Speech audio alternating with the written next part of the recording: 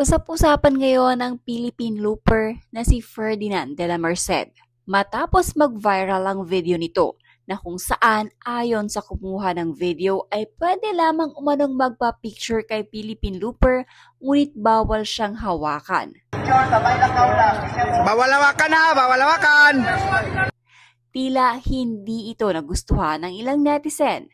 Ayon sa ilan ay lumalaki na umano ang ulo ni looper dahil sa tinatamasa nitong kasikatan.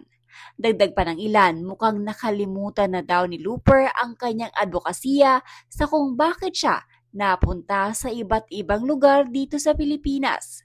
Samantala, dahil sa nangyari ay dineklara ng persona non grata si Ferdinand de la Merced sa lalawigan ng Negros Oriental. Nagbigay naman ng reaksyon si looper sa ginawang pagdedeklara ng lalawigan ng Negros Oriental sa kanya ng persona non grata. Ayon kay looper, wala itong problema. Mas mabuti na lamang daw ito kesa sa tawagin siyang Philippine blooper na ayon sa kanya ay ito umano ang tinawag ng ilan nang nasa Negros Oriental siya. Hindi lamang daw blooper ang tinawag sa kanya kundi sinabihan din umano siyang palamunin ng bansa ng nagngangalang Gilbert Dizon. Public apology dyan sa mga kababayan natin sa Negros. Pasensya na kung medyo hindi naging maganda yung naging ugnayan natin. Humingi ako ng pasensya ron.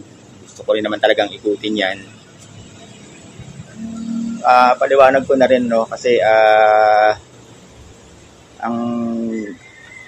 kaya medyo nahihirapan akong ikutin yan eh. Medyo masakit kasi sa damdamin yung mga salita ang pumasok sa akin dyan. Mahirap naman yun na naglalakad kami sa maka ng loob. Ikaw ba naman sabihan ng andyan na si Philippine blooper, palamunin ng bayan, sino hindi sasakit ang loob doon. Nasundan pa nga doon sa nung nasa LGU na tayo, nasundan pa na high pitch tayo ron, kaya medyo sumama yung loob natin. Ayun, sa issue na pa-VIP tayo, hindi tayo pa-VIP, nananatili pa rin yung paa natin sa lupa. Wala naman tayong balak sumigat. Sadyang may lang ako rito, may mission para sa sarili ko. Yung closure na hinahanap ko para maintindihan nyo na rin kung ba't ako naglalakad sa buong Pilipinas. Buwat bata ako, hinahanap ko na yung tatay ko. Hanggang ngayon, ito na, sabi ko nga sa sarili ko, ito na yung huli kong hanap sa'yo. Pag di kita nakita, tatanggapin ko na nawala ka na. Kaya lagi ako na sa mga LGUs natin, kumbaga, doon ako naghahanap kung saan ako dumating, saan ako nag-end ng activities ko. Kung nandun siya sa lugar na yon, doon niya ako puntahan. Gano'n lang kasimple yung ko ginagawang paghahanap. Kaya sa akin, medyo masakit tong yung ginagawa kong paglalakad. Kasi bukod sa yun nga, hinahanap ko yung kasagutan para sa isang anak at sa isang ama. Sana lang nakikiusap lang din ako. Pag naman kasi ganun yung mga klase ng salita. Kaya minsan pinapapatulan ko na rin yung mahaba na ng nalakad ko. Buwat kilometer 0 to Batanes hanggang Hulo. Pumasok pa ako ng Tawi-Tawi. Tapos ngayon bumaba ako dyan sa inyo. Kasi ito ngayon, nandito na ako sa Cebu. Iikutin natin tong Cebu natin. Yun lang naman kasi yung hiling natin sa mga kababayan natin. Ngayon, nakikita ko rin naman, laman ako halos ng social media. Ang labanan naman natin kasi sa social media, habang nasa mundo tayo ni Meta, engagement ang kailangan natin. Pag may na trending, papasukan lahat yan. Saka wala naman akong problema sa kanila. Okay lang yun. Yung ulitin ko yung sa pa-VIP, hindi ako pa-VIP. Kung ginawa sa akin ng Mindanao, sukli lang nila yun sa akin sa ginawa kong paglilibot sa kanila na naipakita natin na sa mga mamamayan natin na ang Mindanao safe, tahimik na. Yun lang yun. Kumbaga sinuklian na lang nila ako ng ganong klase ng pagsalubong. Sabi ko nga, lagi ko sinasabi to, ilang beses ko na sinasabi to, ang Guinness World Records, kumbaga secondary lang siya sa akin. Ang totoong mission dito, yung closure para sa isang ama at anak. Yun ang totoong mission dito. Kung itala natin to sa Guinness World Record, edi magandang sukli yun kasi yung naging pag-ikot natin sa Pilipinas, napatunayan natin na kayang ikutin ng Pilipinas sa pamamagitan ng paglalakad. May tumutulong naman sa atin dyan sa Guinness World Record yung isa sa kababayan natin, isang liaison officer natin dyan sa Guinness. Meron tayong kababayan dyan. Ayun ang isa sa tumutulong sa atin. Kaya kung makuha natin to, edi mas maganda. Pero yun lang talaga, yung totoong mission na to, yung closure lang. Kasi 8 years old ako nung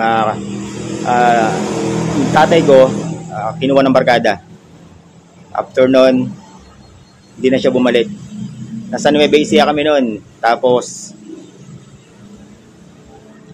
nung nawala na siya, kinuha kami ng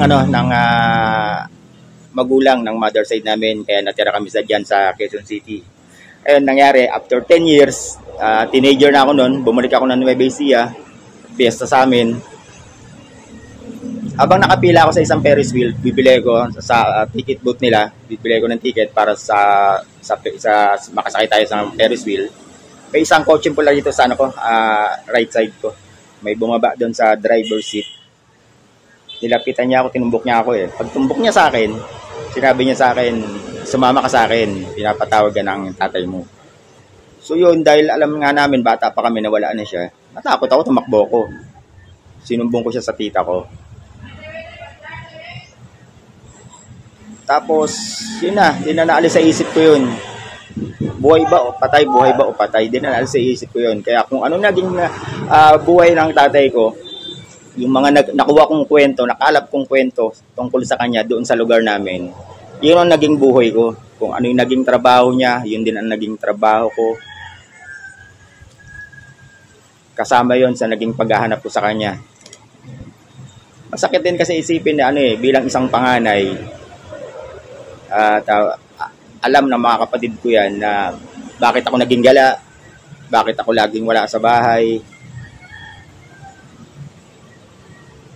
Nasabihan ka pa bilang panganay na wala kang silbing kapatid. Ano kasakit yun? Hindi nila alam yung dahilan na ito yung tunay na dahilan. Ngayon, bago ko sinimulan to, sinabi ko na sa kanila, sa mga kapatid ko na gagawin ko na itong Philippine Loop. Kaya nag-training ako rito ng 10 months. 10 months na training dyan sa academic oval natin sa UP Diliman. Yun na, nagsimula na ako. January 2, nagsimula na ako magtakbay. Binaybay ko na yun, kahabaan ng norte natin hanggang sa Batanes. Pagbaba ko, binaybay ko hanggang dito sa Mindanao natin. Ito, pabalik na naman ako ng kilometer 0 para mag-end kasi nag-start ako niyan sa kilometer 0 natin. At doon din ako mag-e-end. Ito yung totoong ayoko lang din kasi ayoko lang din na yung naging issue ko doon sa kabila lumaki pa at kung maintindihan niyo rin naman kasi yung side ko kahit kayo sasama ang loob medyo samain talaga yung loob ko kaya humihingi ako ng pasensya sa mga kababayan natin diyan sa Negros. Alam ko naman tayo mga Pilipino, may mababang loob tayo, kaya natin magpatawad. Pero para sa akin, yung ganunin, pagsalitaan ng ganun, ang sakit. Kaya nag-react din ako. So yun lang. Maraming salamat.